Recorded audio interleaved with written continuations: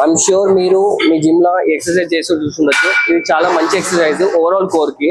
So apps అంటారు కదా, so ఇది ఈ ఎక్సర్సైజ్ యాప్ కి చాలా మంచిది. సో నేను ఇప్పుడు కరెక్ట్ ఎట్లా చేయాలో నేను చూపిస్తా. ఫస్ట్ ఈ గ్రిప్ లైక్ రోప్ పెట్టిన అండ్ గ్రిప్ మొత్తం పైన కాకుండా ఒక సెట్టింగ్ కింద, మొత్తం పైన కాకుండా ఒక సెట్టింగ్ కింద.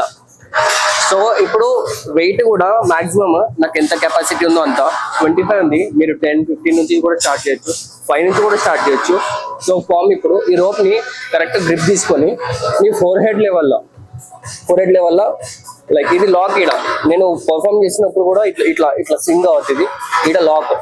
సో ఇప్పుడు మీరు బ్యాక్ ఇట్లా ఆర్చ్ కాకుండా మొత్తం స్ట్రైట్ ఇట్లా, ఇది కరెక్ట్ ఫామ్. మీరు పుల్ చేసేటప్పుడు మీరు కోర్తో పుల్ చేయాలి. ఇట్లా 1 2 ఇట్లా చేతులు స్వింగ్ అయితే లేవు చూడండి.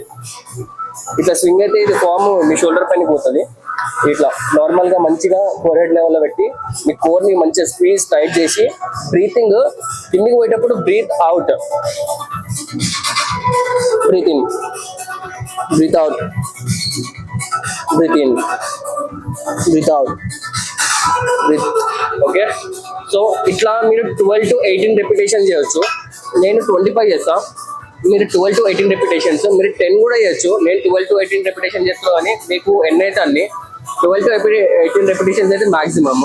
దీంట్లోనే పబ్లిక్ కూడా ఇంకోటి వేరియేషన్ ఉంది. సో సేమ్ ఇది ఫోర్ హెడ్ లెవెల్ లాక్.